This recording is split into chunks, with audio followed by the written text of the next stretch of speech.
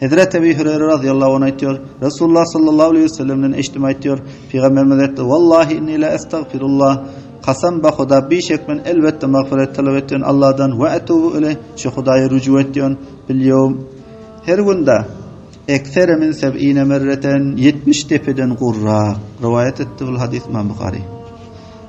Bu hadisten şarihin hadis şul fayda çıkarttılar. Resul-i Ekrem sallallahu aleyhi ve sellem ümmeti tövbe teşvik verdiler.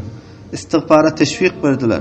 Peygamber Xuda sallallahu aleyhi ve sellem masum bolmaklığı bilen, günahdan pak bolmaklığı bilen günde 70 mertebe istiğfar ediyor ekenler.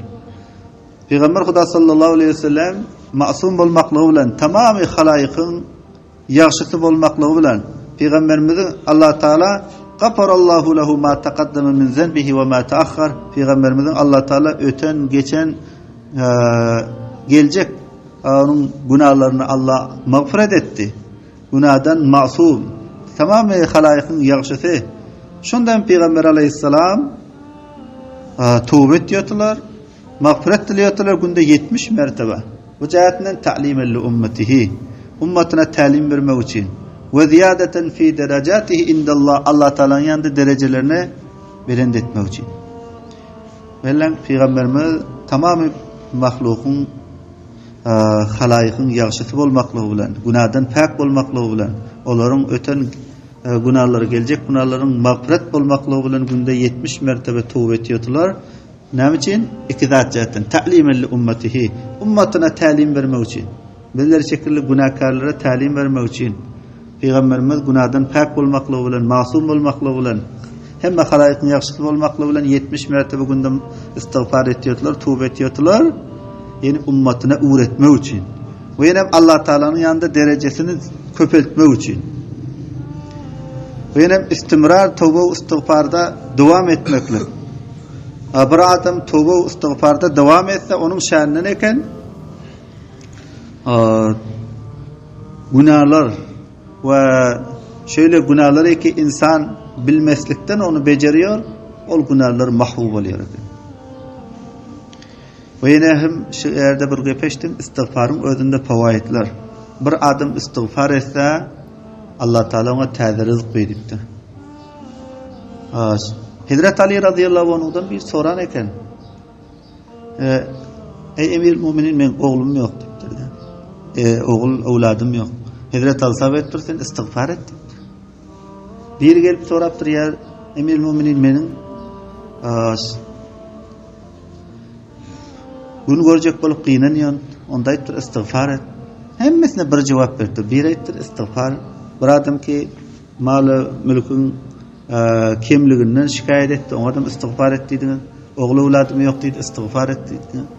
Son Hazreti Ali bana şu ayet okuyuptur. Allah Teala فَقُلْ تُسْتَغْفِرُوا رَبَّكُمْ إِنَّهُ كَانَ غَفَّارًا يُرْسِلِ السَّمَاءَ عَلَيْكُمْ مِدْرَارًا وَيُمْدِدُكُمْ بِأَمْوَالٍ وَبَنِينَ وَيَجْعَلْ لَكُمْ جَنَّاتٍ وَيَجْعَلْ لَكُمْ أَنْهَارًا. Allah Teala şerde istiğfarın neticesinde köp zatlar beyan etti. فَقُلْ تُسْتَغْفِرُوا رَبَّكُمْ sizler Rabbinizden mağfiret dilenler. İnnehu kana gaffara. Beşik sol Allah Teala boldu geçirimli. Rabbinizden mağfiret dileseniz neticede ne iş oluyor? Yumdidukum bi emvalin ve benin. Allah Teala sizlere mallar bilen, oğlu, evlatlar bilen kömek ettiler. Ve yecallakum cennatin ve yecallakum enhara. Sizlere bağat, köp bilen neherler bilen Allah Teala sizlere kömek ettiler.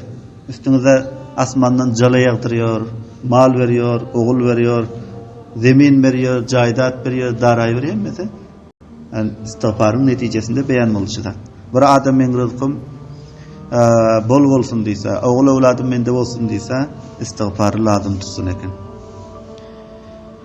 وعن الأغر بن يسار المدني رضي الله عنه قال قال رسول الله صلى الله عليه وسلم يا أيها الناس توبوا إلى الله واستغفروه فإنه أتوب في اليوم 100 مرة رواه مسلم. Hazreti Agar bin Yasar el-Medeni radıyallahu anhu'dan mervi ayette Agar bin Yasar ayette Resulullah sallallahu aleyhi ve sellem ya eyyuhen nasu o merdimler tubu ilallah tövbe edinler rücu edinler Allah Teala'ya vestağfiru sol Allah'tan mağfiret dilenler günahlarınıza ve inni etubu fil yevmi 100 merre besbişek men tövbe ediyorsun her günde 100 defa. Bu hadisten şerhin ahadisler şul fayda çıkarttılar. Yani matlub kesretul istiğfar eken. Peygamber Aleyhisselam tepek hadiste günde 70 mertebe mağfiret talep ediyorsun, tövbe ediyorsun dediler. Bu hadiste 100 defa dediler. Bunun matlab şu ki kesretul istiğfar. Adat matlab derken 70 ya 100. Onun murat köp Hudaydan mağfiret dilemek. Yine tövbe tezlik etmek. Ya mesela maqavlqa hadiste 70 zikr oldu. Bu hadiste 100 zikr oldu. Bunun murat tahdid kast edilen yok. Günde mesela 100 aytmalı olsa ya 70 aytmalı olsa bu kast edilen yok. Maksud el kesret. Maksud her kança istiğfarı köp ayt eken. Vaqtin bolsa 100 ayt.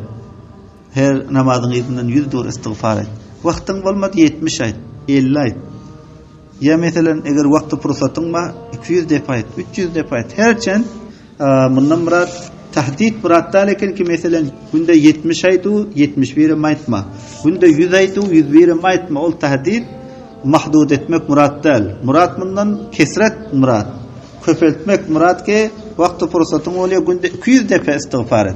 Vaqti fırsatın oluyor günde 500 defa istiğfar et. Bundan murat kesret maksud eken tahdid maksud der ki günde mesela 70 mertebe istiğfar et 71 medam. Günde 100 mertebe istiğfar et 101 medam ol tahdid onun tahdid etmek. Ona mukayyet bir endada bilen kayıtlamak murat der eken murat kesret murad eken. Yani her çent vaqti fırsatın var istiğfarı köp et. Estağfirullah Teala Rabbi min kulli zenbin ve etubu ileyh. Mana şu duanı. Estağfirullah Teala Rabbi min kulli zenbin ve etubu ileyh. Mağfiret talep ediyorsun Allah Teala'dan her bir günahdan. O şu Hudaya rücu ediyorsun.